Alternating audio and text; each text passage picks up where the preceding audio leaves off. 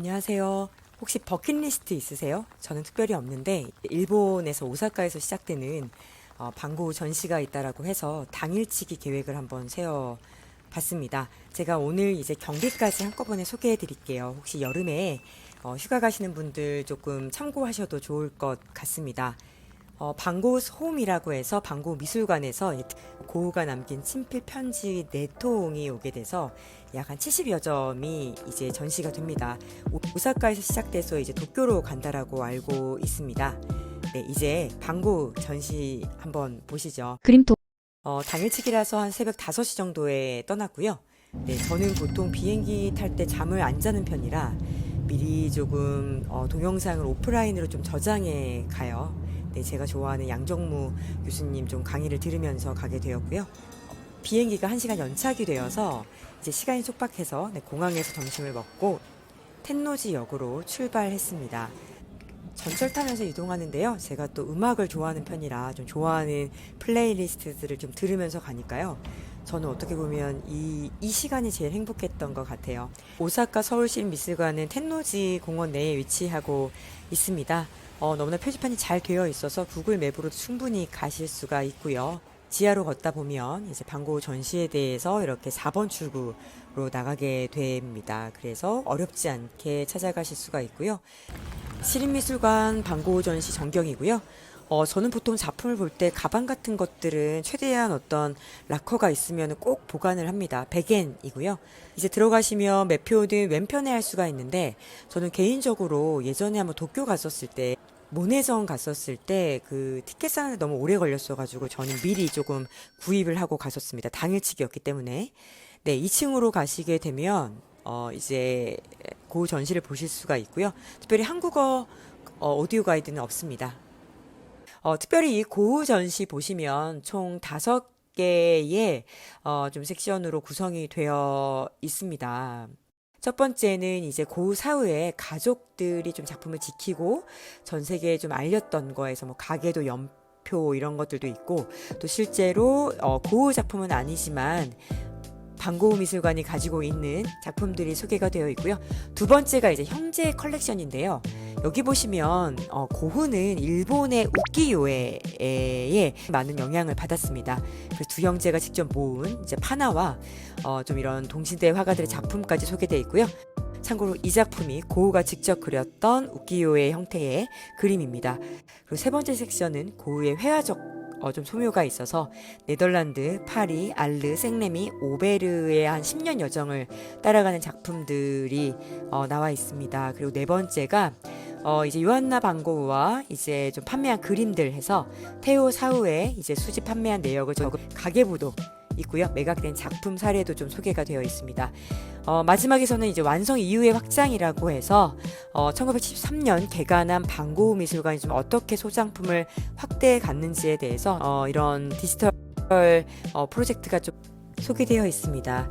이제 제가 되게 인상 깊게 보았던 7, 8작품 정도 좀 자세히 설명해 드릴게요. 그림토 첫 번째는 이제 화가로서의 자화상이고요. 1887년에서 88년에 이제 그리게 되었는데 굉장히 이 색 대비가 너무 멋있어요. 네, 보색 대비 속에서 이제 방고우의 자화상이 그려져 있고 또 실제로 팔레트에 물감이 짜여져 있는 것도 보실 수가 있어서 이제 고우가 썼던 색도 좀 볼 수 있지 않나 싶고요. 실제로 보시면 이 작품 너무나 훌륭합니다. 특별히 저는 빨간색에 조금 주목하게 되었고요. 그 다음에 제가 감명 깊게 본 그림은 바로 이 여인의 얼굴입니다. 굉장히 이제 어둡게 그려졌어요. 네, 좀 거칠게 살아낸 얼굴인 것도 같은데 여기서도 제가 주목한 색깔은 빨간색이었는데 특별히 이렇게 눈동자로 표현된 이 그림이 굉장히 강렬했었습니다. 농촌의 주름을 그대로 네, 그려낸 것 같았고요. 이제 세 번째는 이제 올해 한국에서도 이제 올해 3월 달까지 전시가 있었죠. 정말 많은 분들이 왔다 가셨는데 거기서도 이제 씨 뿌리는 사람의 그림이 좀 기억에 남는데요. 네, 이곳에서는 이제 밀레에게 바치는 오마주라고 해서 씨 뿌리는 사람에 대한 그림이 그려져 있습니다. 태양 아래 뿌려진 한 줌의 씨가 있는데 이 마치 생명의 원천인 것 같은 네, 그런 느낌을 조금 받게 되었습니다. 그리고 이제 밀레 좀 후작이라고 해야 될까요? 네, 양털 깎는 사람이 있는데요. 밀레의 좀 선 위에 고우의 색을 좀 다시 그렸다라는 조금 느낌을 받게 되었고요.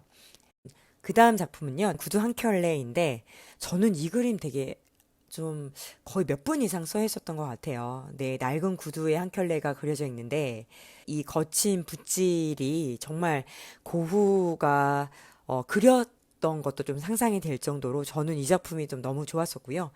그 다음에 이제 좀 보시면, 글라스디올러스와 중국 국화가 있는 꽃병이라고 해서, 파리에서 이제 고흐가 좀 꽃으로 본인만의 좀 색을 찾아가는데, 굉장히 잎사귀 하나에도 좀 불꽃 같은 좀 에너지가 느껴졌습니다. 그래서 굉장히 이 그림도 좀 한참 동안 봤던 것 같아요.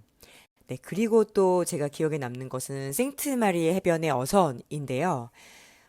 이제 모래 위에 배 한 척이 그려져 있는데 막 보색, 색깔의 어떤 보색이 너무나 네, 조금 깊이 와닿았고 네, 그다음에 파란 배와 좀 모래 그리고 어떻게 보면 또 기둥이 노란색이 굉장히 좀 맞부딪힌다는 느낌을 조금 받게 되었어요. 그리고 미리삭 그림인데요. 이제 어떻게 보면 고흐가 굉장히 노란색을 잘 썼죠. 그런데 여기서는 어떤 이 밀 이삭이 좀 푸른 계열로 그려지게 되는데 자세히 보시게 되면 조금 약간 어떤 노란색과 좀 주황색도 쓰이게 돼요. 네, 그래서 조금 어떤 이런 금빛 선들도 좀 느껴졌던 것 같습니다. 이제 또 보시면 뒤쪽에 이제 고흐가 정말 썼던 그 편지들, 원작이 좀 와 있어요. 네. 그래서 실제로 뭐 스케치한 것도 있고, 동생과 주고받았던 서신도 잘 전시가 되어 있고요. 마지막으로는 여기 보시면 이제 14m 정도의 초대형, 대형 LED 월에, 뭐 아몬드 가지나 뭐 3D 스캔한 해바라기 등이 조금 굉장히 거친 붓자국과 질감으로 체험이 돼서요. 조금 이건 역시도 여러분 좀 시간 여유를 두시고 감상하시면 좋을 것 같아요. 9시 반부터 5시 반까지 보실 수가 있고 주말에는 아마 좀 많은 분들이 좀 티켓 사는데 시간을 소요할 수 있을 것 같고요. 요금은 성인이 2,200엔입니다. 저는 특별히 미리 조금 사서 가게 되었고요. 전시장 내부는 전면적으로 촬영이 금지되어 있습니다. 기념 포토존이 1층에 있고 그 다음에 이 미디어 아트는 촬영이 가능합니다. 네, 그리고 어떻게 보면 우리가 방고를 사랑하는 여러 이유 중에 그 작품도 있지만 방고의 삶과도 연관이 되어 있을 것 같습니다. 간단하게 조금 삶을 말씀드리면 1853년에 네덜란드에서 태어났고요. 서른이 넘어서야 본격적으로 이제 그림을 시작하게 됩니다. 그리고 이제 파리와 아를과 생레미, 오베르를 거쳐서 굉장히 이제 색과 빛을 뭐 극강까지 좀 밀어붙이게 되고 이제 동생 태우의 적극적인 지지 속에서 한 10년 정도 그림을 그리게 되는데 깊은 내적 고통 속에서도 네, 계속적으로 그림을 그리게 되고 1890년에 37의 생을 마감하게 되는데요. 이 고흐의 인생이 또 이 작품에 녹아들게 되면서 어떻게 보면 굉장히 또 우리가 알고 있는 비운의 어떤 인생을 살았다라고도 우리가 느끼는 것처럼 더 이 작품에 대해서는 애틋함이 있는 것 같습니다.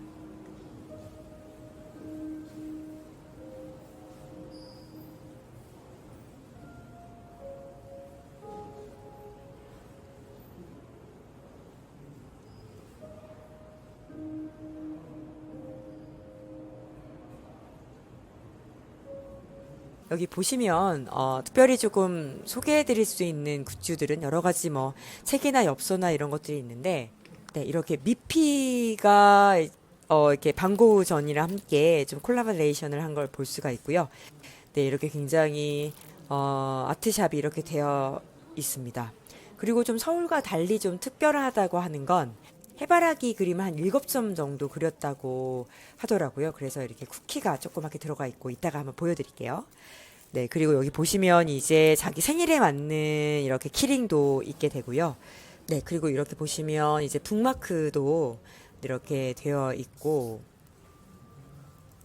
네, 또 마스킹 테이프도 있고, 조금 이거 보는 재미가 좀 쏠쏠했습니다. 네, 마그네틱도 이렇게 되어 있고요.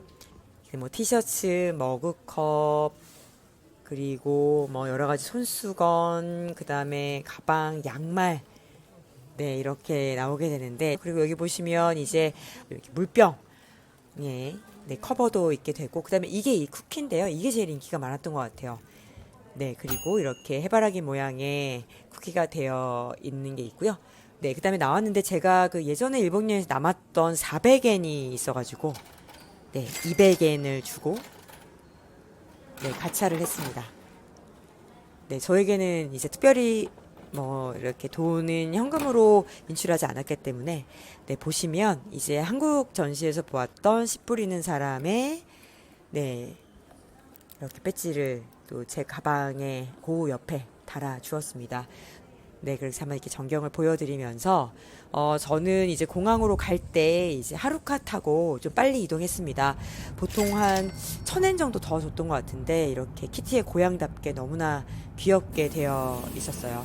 네, 이제 간사이 공항 도착했습니다. 터미널 1번으로 해서 빠르게 들어갔고요. 뭐 크게 붐비거나 하지는 않았습니다. 빠르게 수속을 했고, 네, 아까 보여드렸던 이제 해바라기 쿠키 한번 보여드리고 싶어서 네, 공항에서 기다리면서 네, 개봉을 하고요. 네, 이거 되게 작고 귀엽거든요. 네, 일본만의 좀 감성이지 않나. 맛도 네, 뭐 건강한 맛이었습니다.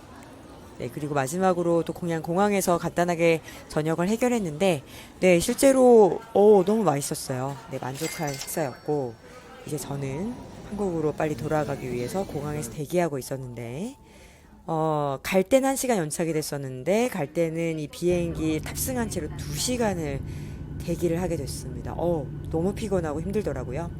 네, 이제 한국에 한 10시 50분 정도 도착해서 제가 평상시에 먹지 않는 수박 주스로 먹게 되었고, 쿠키 영상이 있거든요. 저 여러분 혹시 BBC에서 방영했던 닥터우라는 프로그램 알고 계세요? 네, 어떤 이제 시간여행 SF 어드벤처예요. 그래서 이제 뭐 유명한 여러 가지 사건들을 좀 시간 여행을 하는데 저는 이 닥터우에서 제일 좋아하는 에피소드 중에 하나가 방고를 만난 거거든요.